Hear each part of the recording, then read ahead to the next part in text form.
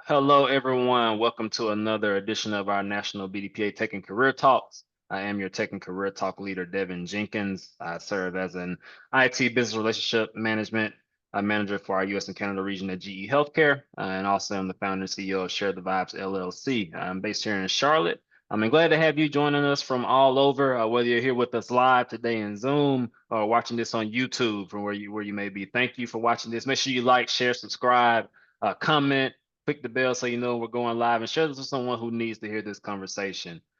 We absolutely want to make sure this word gets out to everyone because there's value in it for everyone. Before we jump into today's conversation with our great guests, I always like to give a little bit of background on BDPA as well as the Tech and Career Talk platform in case we have some guests with us who may not be familiar. So BDPA is Black Data Processing Associates. The organization was founded in 1975. We have a focus on developing the African American talent pipeline in the technology industry, focused on youth as well as professionals. But at the middle and high school level, we start developing computer programming skills, professional development, and other relevant skills and concepts for careers in the technology sector. And then for those at the collegiate level and the professional level, we have a number of forums and programs to continue upskilling and building the network so that we can continue to advance our mantra, which is advancing careers from the classroom to the boardroom. These Tech and Career Talks take place typically on the second and fourth Friday of each month. This one is happening, I believe this might be the fifth Friday. Last weekend was a holiday weekend, so we wanted to avoid that. But second and fourth Friday of each month, new time, 12 p.m. to 1 p.m. Eastern, for the Tech and Career Talks going forward. We'll be here with different speakers speaking on different topics. Some are more hard skill related, like AI, cybersecurity. We've had brain machine interaction in here before.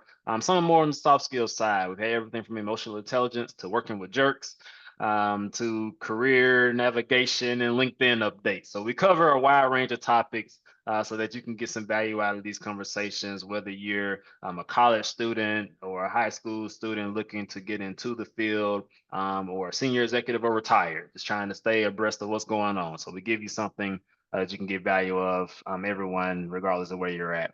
Last thing I want to say before we jump into today's conversation, I would probably get fired if I do not mention our 50th anniversary national conference coming up in Atlanta, Georgia, August 13th through the 16th at the Westin Peachtree Plaza. So we want to make sure that everyone taps in with us there. This is going to be a special conference. Can't wait to see what we have in store. Our speaker today will actually be our keynote address speaker for our awards gala. So this isn't to take the place of that. This is just a little appetizer for the main entree coming up in a few months. So we're excited to see you there. Make sure you go to conference.bdpa.org. Register today. I believe early bird registration is still going on. So tap in right now. Wow, this is the cheapest it'll ever be. So you can make sure you're there with us at the Westin in Atlanta. We're going to have an amazing time. I can't wait to see you there. Now, so with all that being said, let's get into today's conversation, a very timely one, one that's on everyone's minds. So, we might as well talk about it, being BDPA and who we are. So, first and foremost, just good morning, good afternoon, wherever you are. But Mr. Norman Fleming, how are you doing, sir? I'm doing good, sir. How are you? I'm doing well. I'm super excited to have you with us today. Super excited. They're cleaning my window now. Can you believe that? Wow. Okay. Well, that's what happens when you live downtown Chicago. Okay. That is exactly how it goes. So, well, Norm, we're glad to have you with us today. I'm looking forward to today's conversation. You bring a very unique perspective, just given your career path and the things you're doing now and have done over the years. So, we're going to get into all of that. We're going to have a real talk today. Just peel back the onion and get into it. But before we get into all of that, I always like to break the ice a little bit with our speakers. So, you've been a life member of BDPA for some time, a member of over 20 years. So what's your favorite BDPA memory thus far? Yeah, that's a great question. So I was first introduced to BDP actually in 2002. Okay. And it was just an incredible experience because I've never saw a Black IT organization in my entire career. Mm, And so the opportunity to meet BDPA at the time I worked for Kraft Foods, and I was able to meet the leadership team And it just gave me a desire to learn more about the organization. And then I eventually joined as a 5 year member. I attended my first BDPA conference in 2005. It was held in Detroit. Okay. And actually, I felt like I was with family. Back in those days, for those of you who've been around as young as I have been, we used to play cards till spades, till 2, 3 in the morning. And it was just a great opportunity to network and build relationships. But probably the greatest memory, and I've had a lot of great memories at BDPA, working with BDPA, supporting BDPA, leading BDPA, is probably when I ran for national president. And that was in 2007. And that was probably one of the most competitive national races, I think, in the history of BDPA. And I Mm, ran against some stellar leaders. Betty Hutchins from Southern Minnesota chapter, and of course Yvette Graham from Chicago. At the time, I was a member of the Philadelphia chapter. mm, And I tell you, it was tough to compete with Chicago back in those years because they were the largest chapter in the nation. Chicago had over 550 members, mm. and I lost to a vet in a runoff. So I think I did pretty good as a member from the Philly chapter. And ever since, it really I used that as an opportunity to give more to BDPA. And then in 2010, I became a lifetime member. Wow. That's the journey. Not many can say they've ran for national president. So the fact that you've made it to a runoff is commendable. No, we were just both talking about being an alpha, so we know how competitive these No, leadership races can get. I mean, these national no, organizations. So. absolutely. No, that's great, man. I'm looking forward to getting some card games in this year's conference as That's well. So right. we'll have to do it. I don't Uh, like to lose in spades. I don't like losing. Oh man, I can see that. You know, Spades is broken up families. So that's nothing new for BDPA. So yeah, let's get into your background a little bit before we get into the meat of today's conversation, because I think it sets good context for the things we want to talk about here. So you know, many people on the call work in the IT industry. And for many of us, you know, being CIO that's the dream. You know, that's kind of like the pinnacle. You made it once you get to that CIO role for a lot of us. So, talk a little bit about how your experience has been serving as a CIO as one of the nation's largest school systems and most diverse school systems. What's that experience been like for you? I mean, what was your path to getting there? Yeah, so first, let me just state a little bit about Chicago Public Schools.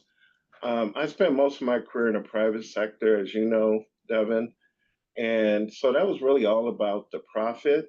It's all about bringing money into the company. As I pivoted after COVID or during COVID to public service, that's where I was able to bring my wealth of experience to CPS, as we call it, Chicago Public Schools. And CPS, we have over 325,000 students. We have over 45,000 employees. We have over 803 buildings. The average age is 85 years old. So we're pretty large when you think about it. And we're the second largest employer in the state of Illinois. But really, what touches my heart working for CPS as the CIO, 70% of our students are below the poverty line. Mm, But we're really making a significant impact to these students where the only vehicle they have for success is a high quality public education. In addition to that, and this hurts my heart, 15,000 to 20,000 on a given day of our students are homeless. So we make sure we equip these students with computer devices, with Wi-Fi units, because we know they have to be connected with technology in order to be successful in education as well as their future careers. So when I joined CPS, it was really about, and I always will state this to my proteges, Stand for your values. Does the organization or company you work for represent your values? And that's very important to me. A company that looks like me, a company that values me, and a company that I value because of the impact that it's making in my communities that I serve and support on a daily basis. So when you ascend to a level of CIO, it gets harder. This is hard work. Every day there's a crisis, there's a problem, there's a challenge. When you have a demand from 45,000 employees, you're always around the clock. And especially as we move to more offshore services and as a country, the demand is high. But just like most of you or all of you on this call, if you aspire to reach your peak potential in your career, we've all hit the glass ceiling, but I think for Blacks, we hit the brick ceiling. And it's important to know when you've hit that ceiling that there's a better company waiting for you. There's a better company ready to hire you. And I've hit the brick ceiling throughout my career.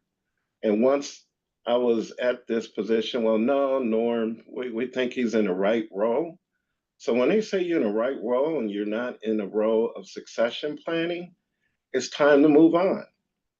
So I would encourage everyone on this call, always keep your resume up to date every quarter.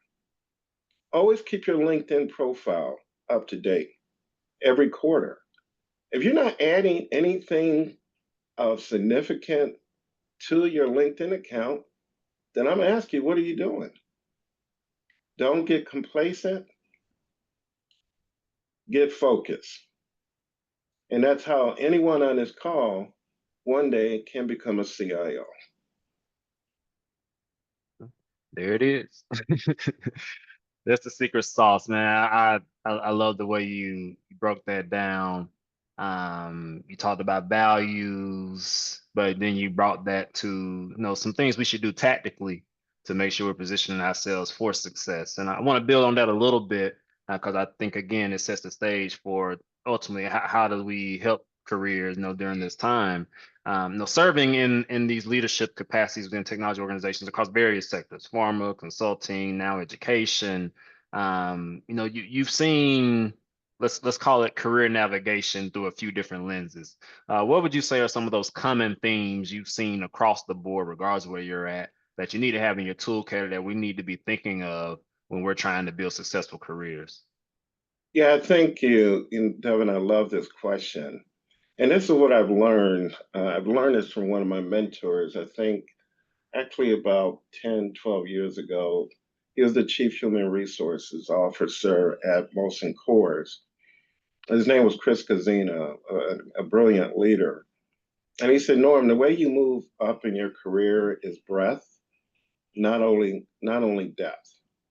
So what I'm proud of in my career, I've been able to pivot across different industries and sectors. And you know what the common denominator is? A great technologist is industry agnostic. The technologies I've led, I've implemented, I've supported, they're all the same. Hmm. There's nothing different, whether it's for a Fortune 500 company, a nonprofit, a K to 12 education sector, it's all the same technology.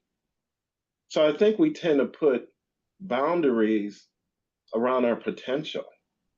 And what I would recommend is tear down those boundaries. There's three key points that I'll encourage you to consider in your career. Any place you work, don't have boundaries. First thing I encourage you to do, wherever you go, deliver results. They don't pay for your resume and your job description. Companies pay for your results. So the way you get hired is because of the results. The way you get retained is because of your results.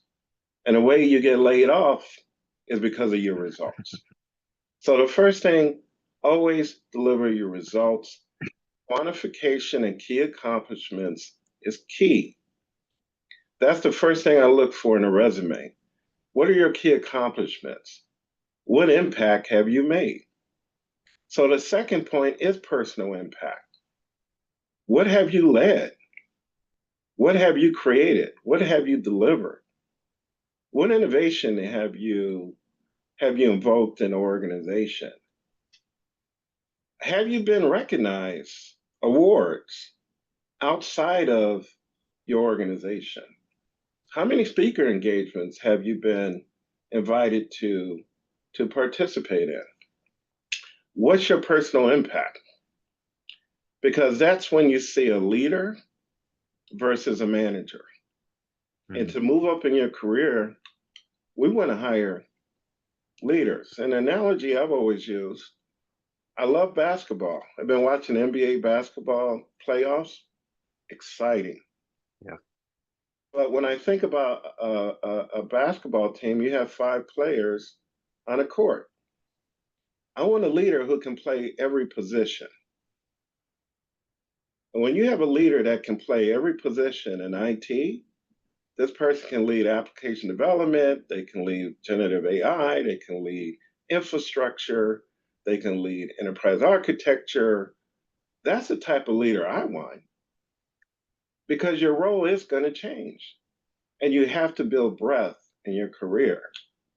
The final point, this is probably the most important, prioritize growing talent.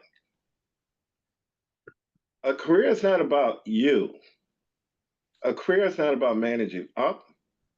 A career is about building up, and that's growing talent, building that workforce of the future. At CPS, I created a vision called Next Gen ITS. And that vision is for the next 10 years. What is the workforce going to look like in the next 10 years? And we're launching actually next week our workforce modernization plan. So we currently have a 5-year strategic plan. It's great.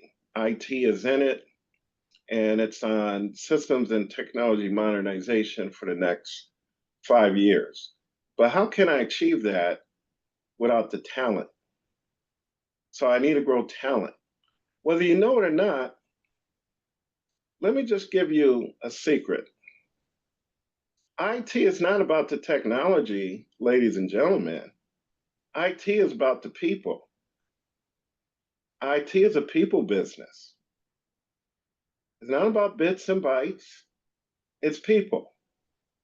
And when you harness the power of people, you grow their talent, you grow their careers, you will always be successful as a leader. I'm glad you closed out that thought like that. A one-liner that's been in my head since Afrotech last year, actually in Houston. One of the speakers was talking about AI and said that AI is dependent on thoughtful humans in the workplace. So technology is great, but it's nothing without people. The technology is here to serve people, to enable people, to do people things. So I love the way you put that. I think at the core of everything you said, it comes back to people, results, That's right. getting breadth in different areas, developing talent. It all comes back to people. So thank you for that. So the secret to success is people. That's the takeaway. I love it. So let's address the elephant in the room. I know we have a lot of people here in the call today. Today's topic is around the elimination of DEI. How can BDPA help us all in our careers during this time? So let's rip the band-aid off. Let's get into it. There's been an explicit shift from diversity, equity, and inclusion, or DEI as we have known it, over these last 5 months or so with the incoming of the new administration. A lot of changes in this regard. A lot of organizations have shifted the name of that office to different things. So from your perspective, being an executive leader in a very diverse city like Chicago, you talked about the number of people you have, the people you're serving, and having served across different sectors. In your own words, what does all this mean? Yeah, you know what it is, the elephant in the room, and we need to unsurface that the elephant, and it should no longer be the elephant in the room. It should be what all of your organizations talk about on a daily basis. If it's not on your board agenda, that's probably not the right organization to work for. If it's not on your leadership team agenda, it's probably not the right leadership team to be a part of. In my IT leadership team, every meeting we start with a diversity moment. That's the first topic on our agenda because we all are diverse. And we're, with the richness of our skills and capabilities, that's what makes us a high performing team. So let me just say, D&I is not going to be eliminated. D&I is on hold Hmm. with some company. So let's just say what it is. It's on hold. It's some folks have hit the pause button. And if your company hit the pause button, you better go ahead and update your LinkedIn site Hmm. because in 2045 in the United States, the population will be majority minorities, Hispanics, Blacks, Asians, multiracial. I'm multiracial. My father's from Jackson, Mississippi. My mother's from Belize, Central America. So this is America. This is where we live. And you can't stop evolution. You can't stop evolution. You can apply all the executive orders, all these superficial policies, but you can't stop evolution. So, my encouragement to everyone on this call, this is a sit back, but get ready for the comeback because we're coming back. And it's called a midterm elections in November 2026. Please don't be complacent. Please get out there and vote. Please get out there and support candidates that are not going to suppress evolution because that suppresses every person of color will now have limitations, but it's only temporary. This is a great time to retool, build up your skill set, get those certifications, get that MBA you've pushed off for years, get that PhD, invest in yourself and retool, and get ready for the comeback. Devin, get ready for the comeback. So in getting ready for the comeback, I love how you put that, and I think it's a take that we need to spend more time on just in general. So in getting ready for the comeback, we have everyone from students on here to executives to those who may be retired, entrepreneurs. So I think this is something that touches everyone, whether we realize it or not. So no, in getting ready for that comeback, how does this impact the way we approach career navigation, customer acquisition, leadership, funding? Like it's a lot of areas, but how does this approach how we will impact how we approach those things? Yeah, that's a great question. And I know we all think about this every day, right? And this is why BDPA is so important for us. This is the time for BDPA to continue to bridge the digital divide with people of color. And another organization that does an exceptional job is the IT Senior Management Forum, the ITSMF. So there's a pipeline of talent that we're building to address and continue to demonstrate the power of D&I. So you think about the rollback of D&I programs has led to the elimination of over 2,600 D&I related positions since 2023. You all remember after the George Floyd, and all of a sudden there were all of these D&I positions. Well, 2,600 have been eliminated. Companies are retracting D&I commitments. They risk alienating a growing base of socially conscious consumers. For instance, Target's rollback of D&I initiatives, including reducing shelf space for minority-owned businesses. It led to a notable decline in store traffic and a 12% drop in their stock value. Now, my household, we love Target. Not after they eliminated their D&I program. We now go to other stores. We go back to Jewel and Osco in Chicago, for those of you know about Jewel and Osco. So Target was our store until they made this decision. Walmart, we're not going to Walmart.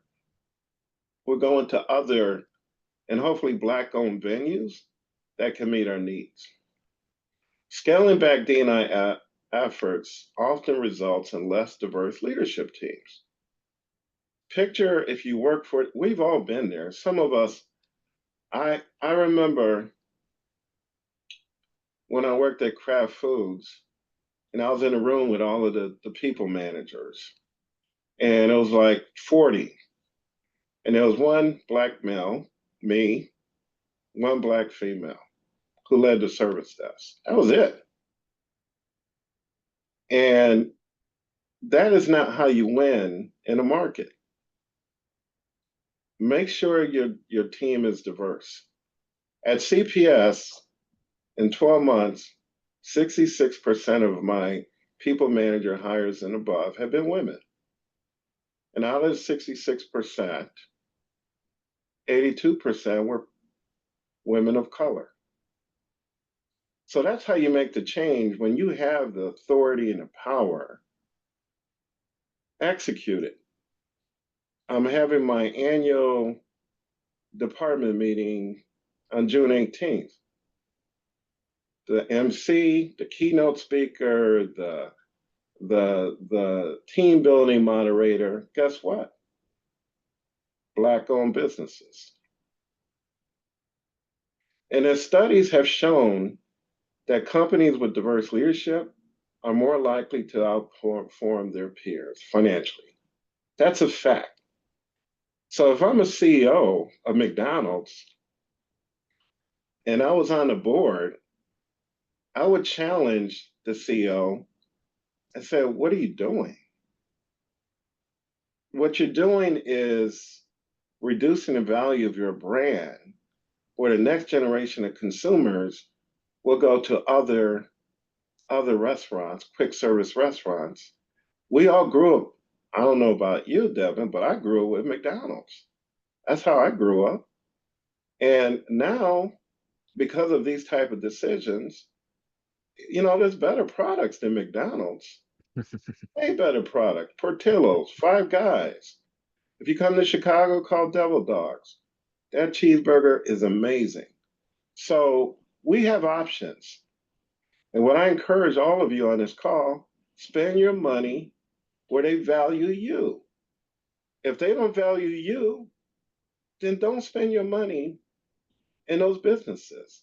And don't work for those companies where you're just a check off the box. So consider, you own the power, and take advantage of the power you have. There's so much in there, especially from a consumer lens of how we take power in situations like this. So controlling where our dollars go, and what we choose to invest in. So there's a lot packed in there. Wanna kind of jump on the other side of that from some people who are trying to build things. Our national president, Perry Carter, has even made the membership aware that there's been some federal spending cuts and adjustments to budgets, with dollars that may have traditionally been there for some of the programs BDPA does.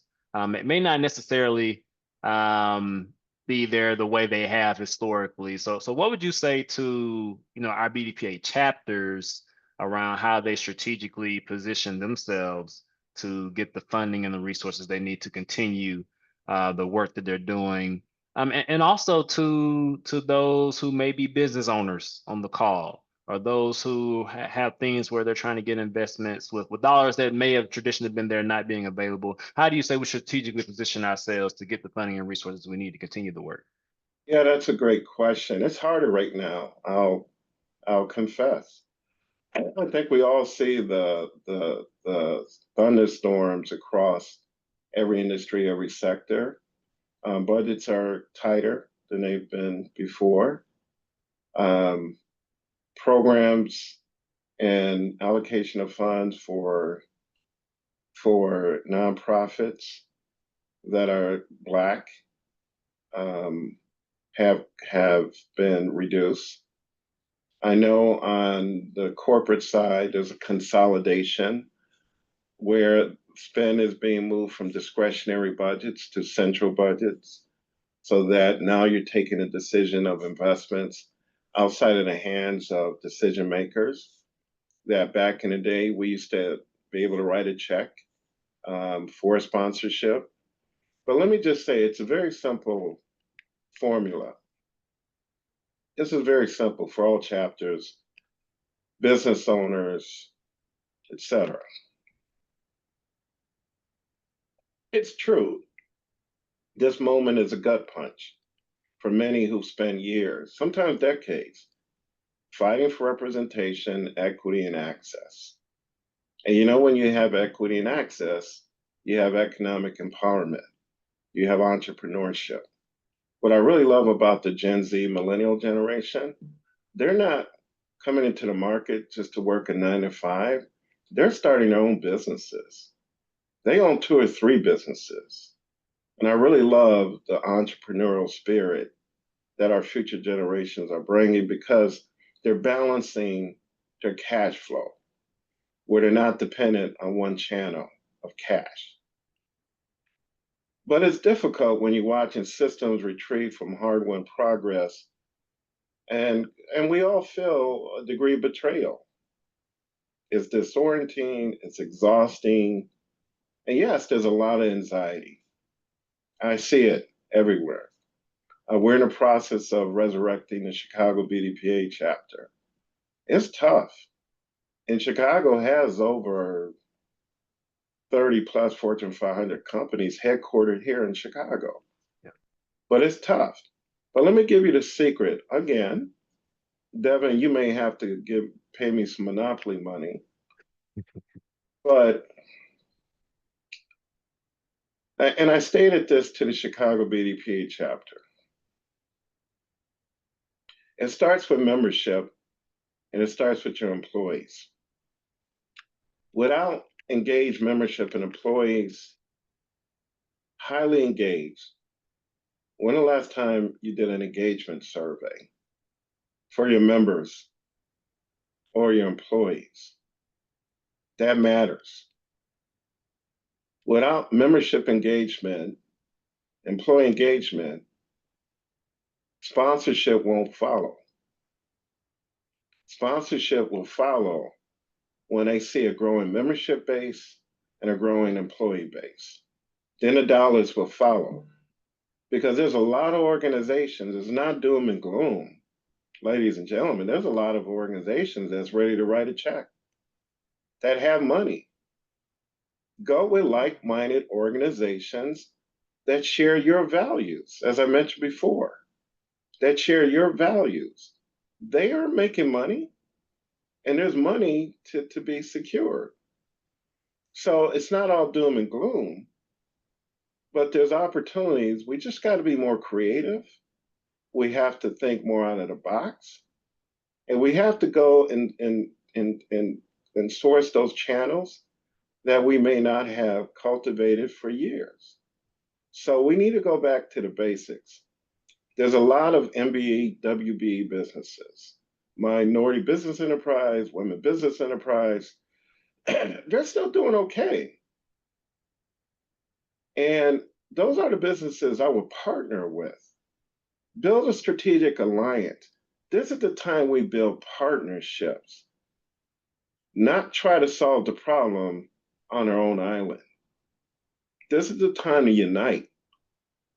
This is the time we partner with like-minded organizations, and let's build synergies.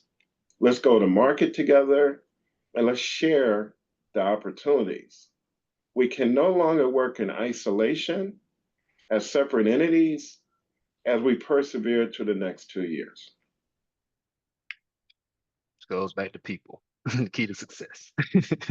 All goes back to people.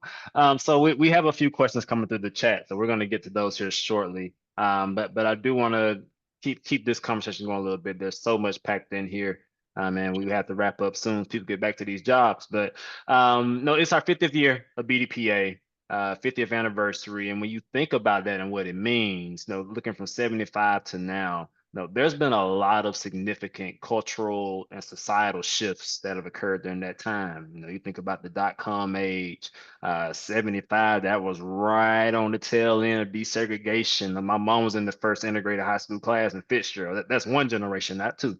So, there's been a lot of significant shifts that BDPA has transcended in these 5 decades. So how is BDPA uniquely equipped to help us all navigate this new normal? Yeah, so I'm proud of the fact that we're reaching our 50th anniversary. I really encourage everyone to attend our national conference. This is the place to be. This is for us. Remember, I mentioned partnerships, unity, alliances. This is where it happens. For 5 decades, BDPA has operated at the intersection of technology, education, and equity.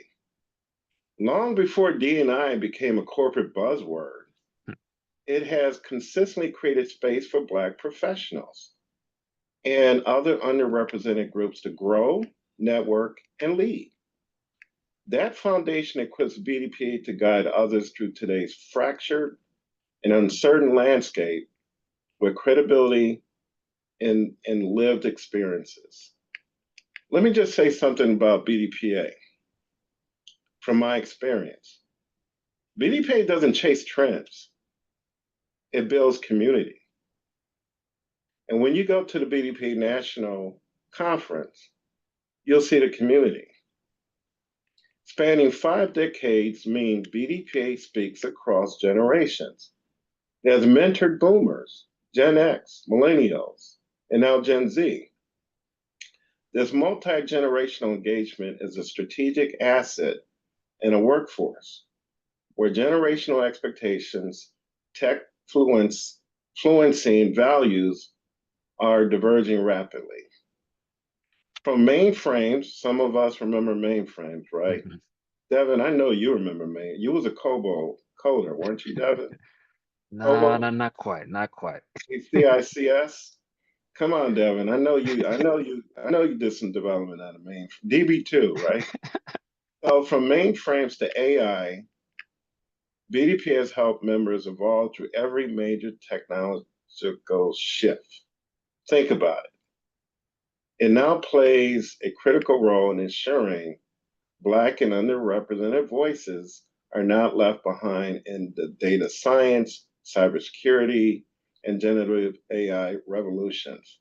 And I think you look back 50 years, its track record prove it's not just reacting.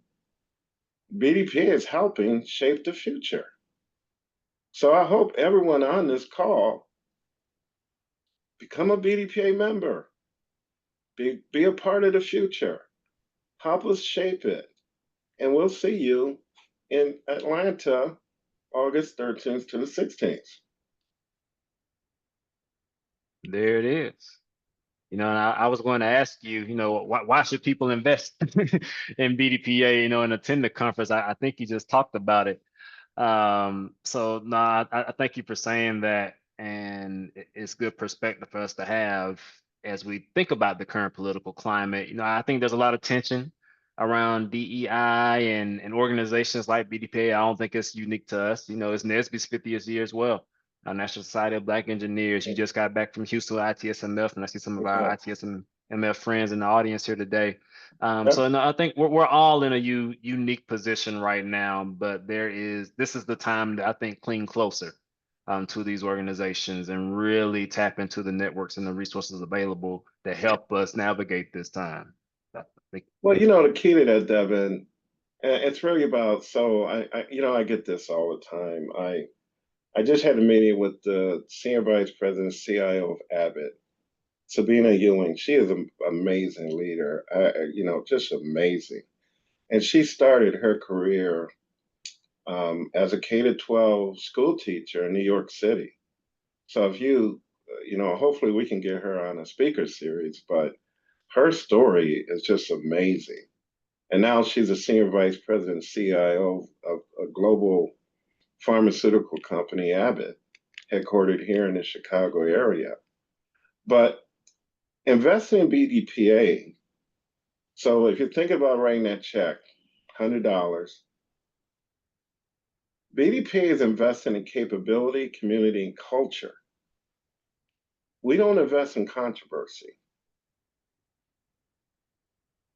BDPA isn't just surviving the moment. It's equipped to lead through it.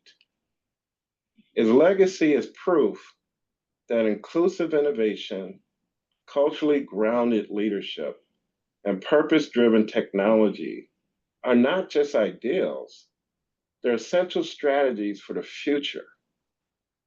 And that's why I employ everyone who's on this call and communicate to your friends who are not on this call to invest in BDPA. There it is. Well, I want to open the floor in these last few months. We have some questions in the chat, and there may be some others on people's minds. So I want to give some time for some open Q&A before we wrap up here. So the first question I see in the chat, which actually goes back to our topic around generative AI a little earlier, but how does AI play a role in your 10-year plan for the workforce? Will it eliminate jobs? Will it require a reskilling of the workforce? Yeah, that's a great question. As a matter of fact, there was an article that just came out 2 days ago where one of the founders of generative AI, who worked for OpenAI, stated that, and again, this is his hypothesis, is that 50% of entry-level white-collar jobs possibly could be eliminated. True, I say generative AI and AI. So if you're in the manufacturing side, you're going to focus more on AI investments. If you're on the service side, it's and manufacturing, it is generative AI. So I think that's all of us should hit a pause button. And this is the time to build your literacy around AI. This is the time to build programs because your job will require it. Remember back in the day when Microsoft Office was launched in 1995, and then all of a sudden it's Windows 95. Some of you, Devin, you probably don't remember that, but Windows 95, Office 95, and then all of a sudden, what did you see on a job description for minimum requirements? Microsoft Office experience, right? What do you think you're going to see on job requirements when you apply for your next job? Generative AI experience. So, ladies and gentlemen, it's coming. You know it's coming. You know it's here. I would suggest don't go with the free versions of AI because they're compromising your privacy. You're consenting to that. For OpenAI ChatGPT, it's $20 a month. That's an investment in your career. Today, I use ChatGPT, Gemini Copilot, Gemini Pro, Microsoft Copilot. I know Microsoft will get angry with me. And of course, Apple AI is going to come with their next generation of AI tools, which is based on OpenAI, and Microsoft has a partnership with OpenAI as well. But the evolution is here. And make that investment in yourself. The approach we're taking at CPS, we're building a literacy model.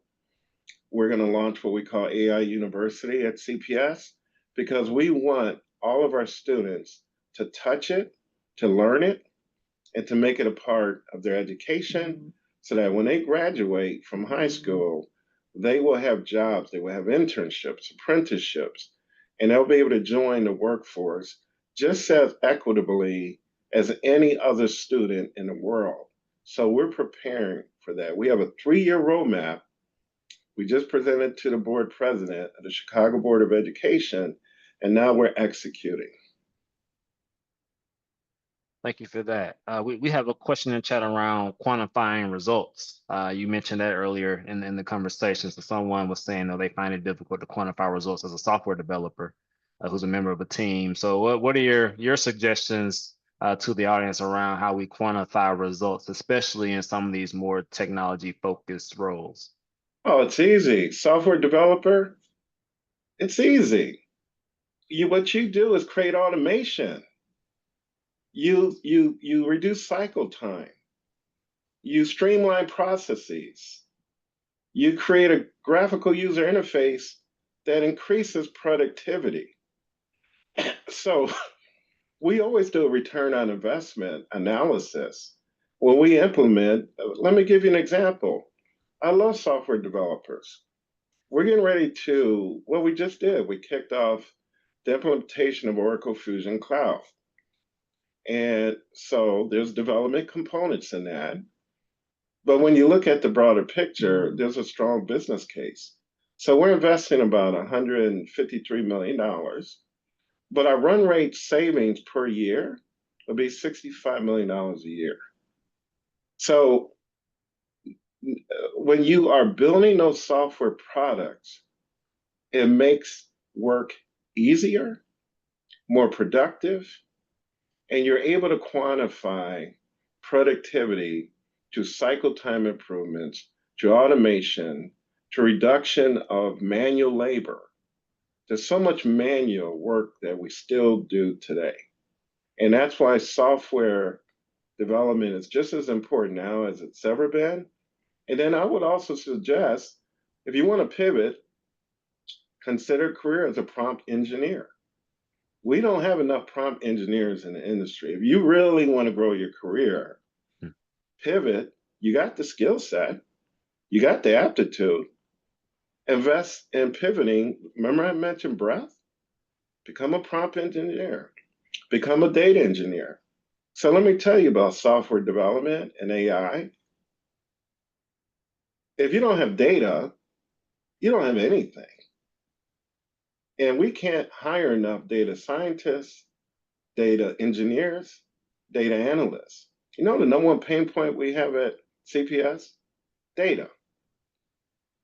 No one pain point. We can't launch, that's why we're in the literacy phase of Gen AI. I can't build a large learning model without the data right. I have to get master data. I have to have clean data. I have to have quality data. And I need data engineers. We can't find enough data engineers. We can't find enough prompt engineers. Consider a career in Python. Python is an easy way to shift your technology stack to an area where we can't even find the talent. So there's a lot of great opportunities where you can make a direct business impact with your skill set. That was powerful. A lot of things resonating with me just with where we're at with IT investment prioritization talks right now. So he's telling the truth. We have another question in the chat. There are certain sectors in IT like data analytics where people of color are underrepresented because of skill gaps, but also because of lack of career mobility due to systemic issues. Any recommendations on how to navigate this brick wall, as you said, earlier in the chat at the front end, thinking K-12, high school, college level, before we get to the boardroom? I tell you, it's joining organizations. You mentioned NSB, BDPA, ITSMF. There's National Black MBA Association. I'm also part of the 100 Black Men in Chicago. We mentor at-risk youth on Saturdays. And there's so many organizations that are here for you. As a CIO, one of the top 5 organizations is ITSMF for leadership development. It's on the top 5. And so BDPA to me is that foundation. It's the feeder to move up in your career. It starts with BDPA. So we have 26,000 STEM students, 26,000 STEM students at CPS that look like you, that look like me. How do I create a pathway to get them ready to the question that you've asked? So we've launched a program called Tech Bridge. Tech Bridge, we partner with Genesis Works, and now we're going to extend with Year Up. So CPS alumni, you graduate from high school, we're going to have a job for you as a junior technology coordinator. That way, you have an opportunity to move from your education to an entry level position. And that's partnerships with Genesis Works, and eventually we're negotiating with Year Up. We also create an internal program called Tech Crew. So we have received parental consent for students who are willing to learn how to fix computers, learn how to fix anything in a school that's related to technology. And they volunteer their time to fix our computer devices. That's Microsoft Windows, that's Google Chromebooks, that's Apple MacBooks, Apple iPads. If you see the eyes of these students when they open up an iPad or a laptop, I've never seen that type of excitement.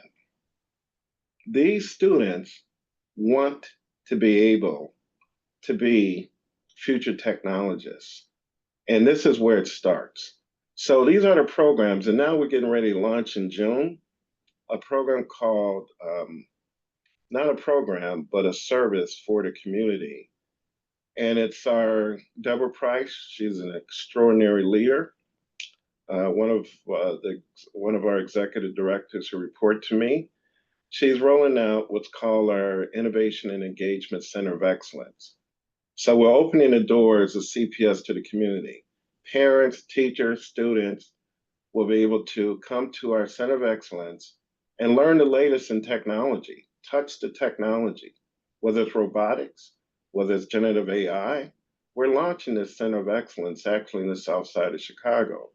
And I think this is important for communities that don't have access to technology. I don't know if you know, but I love ChatGPT, but you know how much ChatGPT Pro costs a month? $200. $200 a month for ChatGPT Pro. That's a lot of money that our communities cannot afford.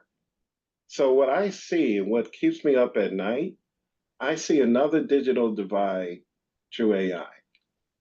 I see the communities that have will make the investment. They can afford $200 a month for ChatGPT Pro, while the communities that just do not have that discretionary spend because they have to keep the lights on in their homes are the ones that will be left behind. As long as I'm CIO at CPS, I will make sure we continue to invest in these underserved communities. So I'm going to combine our last two or three questions here because we have to wrap up. But one question is around what AI certifications should we be looking into? And the other is around your thoughts on quantum computing as we look even beyond AI and machine data. How do we play in the quantum computing world? So those are the last two in the group. Well, I think anytime you can. First, with AI certifications, if we're talking about Gen AI, follow the pathways for Google, Microsoft, and OpenAI. And Apple's coming out big. Never underestimate Apple. I've just had two meetings with Apple leadership team this past week. They're coming big, but all of the big tech are coming out with pathways, Oracle, SAP. So look at where big tech is going, and then start with where you're more familiar in terms of technology experience. But everyone is making an investment. Everyone. But I would go with the big tech companies because those are the ones that have the resources. These are 295, $300 billion companies, and they're making an investment. Accenture, your big four, Deloitte, they're also making those investments. So you can learn a lot, not only with your big techs, but with your big four as well. So in terms of quantum computing, matter of fact, in Illinois, we're actually going to build the largest quantum computing campus in the United States in the south side of Chicago. To me, this is a game changer. For those of you who remember Star Wars and all of the technology back when you had the Terminator, well, quantum computing is that. Quantum computing is going to take technology to a whole different level where you will have robots in your home. We're already going with self-autonomous vehicles. And I already go to restaurants and see autonomous robots that are serving food. And now quantum computing is going to take it to that next level. And that's where I think the opportunities are going to be in the next 10 plus years. And I'm so proud of Chicago that we're making that investment. And we will have the largest quantum computing campus in the United States. Well, that's our time. This has been an excellent conversation. Definitely a nice appetizer, if you will, to get us warmed up on the path to our 50th anniversary conference in Atlanta on August 13th to the 16th. So if you want to continue the conversation with Norm, maybe it's over a game of spades outside of the gala, make sure you go to conference.bdpa.org and meet us in Atlanta, Georgia at the Westin Peachtree Plaza for our 50th anniversary convention conference. This is going to be a great time. So I look forward to seeing you all there. Norm, thank you for taking some time to share with us today. Those of you on YouTube, again, like, share, subscribe, comment below, click that bell so you know we're posting, and share this with someone who needs to hear the conversation. This is no good if we keep it to ourselves. So share this, spread the love, spread the wealth. To everyone listening today, until next time, stay safe, stay blessed, and we will see you soon. Have a good Thank one. you, Devin. Excellent job. See, that's why you're part of the best fraternity in the world. Great job, Fred. Great job. I'll Yes, see sir. you. Oh 06. Y'all have Thank a you. good one. Oh 06.